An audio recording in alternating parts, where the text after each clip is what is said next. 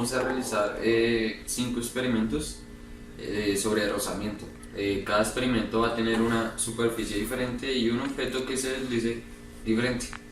En este caso tenemos una tabla de madera, como lo pueden ver, y está inclinada a 20 grados. Y lo que vamos a deslizar sobre la tabla va a ser una lata de atún. Eh, el profesor dijo que quería que fuéramos creativos y pues ahí tienen. Entonces, observen.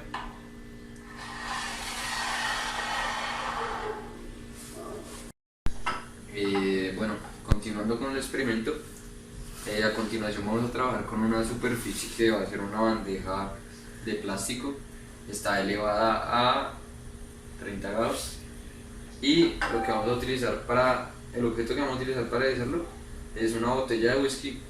Está re bueno. Entonces vamos a hacerlo.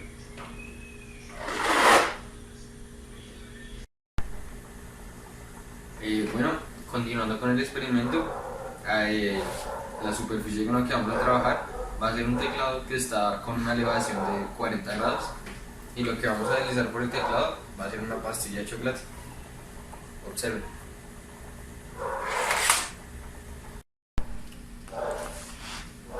Bueno, continuando con el experimento, tenemos nuestra cuarta superficie que es mi hermoso álbum de fotos y lo tenemos a una elevación de 25 grados. Lo que vamos a deslizar sobre este va a ser una hermosa chiva colombiana en porcelana. Entonces observen.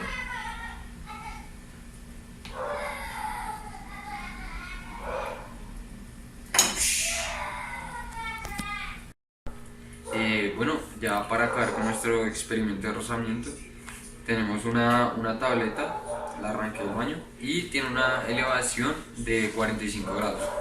El objeto que vamos a utilizar para que se deslice va a ser un mechero. Entonces, observen.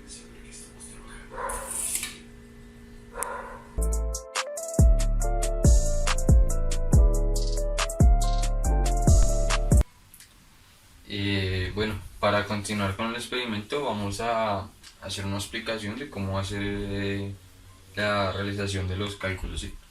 Entonces vamos a hacer una representación en general de cómo se vería el objeto en la rampa, la superficie que está inclinada. Entonces tenemos la superficie que está inclinada con un ángulo teta, ¿sí? Y acá está la masa que se va a deslizar. Hacia abajo tenemos una fuerza que es el peso, que es el que genera la tierra sobre la masa. Y hacia arriba tenemos la normal, que es la que genera el suelo con la masa. La normal siempre está cuando hay contacto. Y tenemos la fricción, que es la que hace que esto se mueva o más rápido o más lento. ¿Sí? Este es el ángulo teta con el que siempre va a estar eh, inclinada pues la superficie. Bueno, continuando, el siguiente paso que tenemos que hacer es realizar un diagrama de cuerpo libre, ¿sí? Entonces, como veíamos en el dibujo anterior, en la representación anterior, teníamos en el eje Y al peso, ¿sí? Y pues en el eje X no habría ninguno y quedaría de esta manera representada la fuerza de fricción y la normal.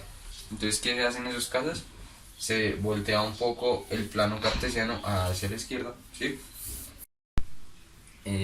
Bueno, ya teniendo el plano cartesiano inclinado un poco hacia la izquierda, se vería de esta manera.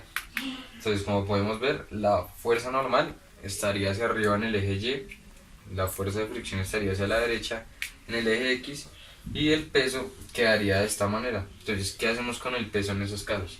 Lo que hacemos es descomponerlo como un vector. Entonces quedaría una componente en Y y otra componente en X.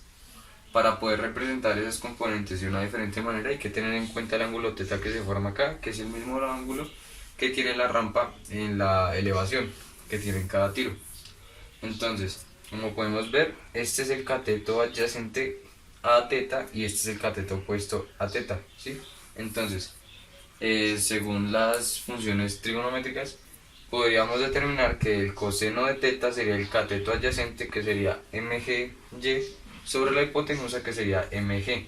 Entonces, teniendo en cuenta esto, mg se podría representar como el peso por el coseno de teta. Y para X vemos que es el cateto opuesto, ¿no? Entonces lo que se haría es con seno de teta. Entonces seno de teta es igual a mgx, que es el cateto opuesto, sobre la hipotenusa, que es el peso. Entonces podríamos representar mgx como el peso por el seno de teta, como lo podemos ver. Stop. Aquí hacemos un receso para jugar con la gata.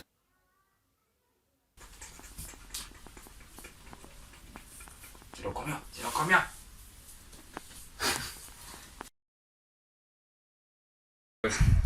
Continuamos acá con la sumatoria de fuerzas en X. Se igualan a cero porque en ese momento pues está quieto el objeto, ¿sí? Entonces sería, como podemos ver acá, la fuerza de fricción está hacia el lado derecho, entonces está positiva. Y otra componente en X que está es el peso en X, que ya lo representamos acá, y como está hacia el lado izquierdo sería negativo. Entonces lo podemos ver acá, fuerza de fricción positiva menos el peso en X igualado a 0. Entonces podríamos reemplazar el peso en X como lo hicimos en el paso anterior, que sería el peso por el seno de teta, ¿sí? Y tendríamos que fricción es igual al peso por el seno de teta, ¿sí? Entonces, siguiendo, vamos a hacer las sumatorias de fuerzas en el eje Y, ¿sí? Entonces, en el eje Y tenemos que la normal va hacia arriba, entonces es positiva, y el peso en Y va hacia abajo, o sea que es negativo. Entonces, como ya hallamos el peso en Y, lo podemos reemplazar acá.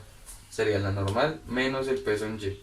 Y el peso ya lo conocemos. Entonces sería la normal menos el coseno de teta por el peso. Todo igualado a cero porque en ese momento no hay velocidad. Y si despejamos la normal, sería coseno de teta por el peso en Y. ¿Sí? ¿Cuál es el objetivo de esto? Es hallar el coeficiente de rozamiento, ¿sí? Que en este caso es mu. Entonces tenemos que la fuerza de fricción es igual a mu por la normal. Pero mu no lo conocemos y es el que necesitamos. Entonces ya sabemos que la fricción, como lo podemos ver acá arriba, es el peso por el seno de teta. Que pena, acá tuve un error. Seno de teta, ¿sí? Lo vemos acá. Y es igual a mu por la normal, y la normal ya la hallamos, que es coseno de teta por el peso. Como tenemos peso al lado y lado, lo podemos cancelar, y despejando mu vemos que es seno de teta sobre coseno de teta igual a mu. Y según las funciones trigonométricas, seno de teta sobre coseno es igual a tangente de teta y es igual a mu. Entonces aquí lo único que nos queda por reemplazar sería el ángulo que tiene la superficie en cada tiro, en cada experimento que estamos haciendo. Y listo.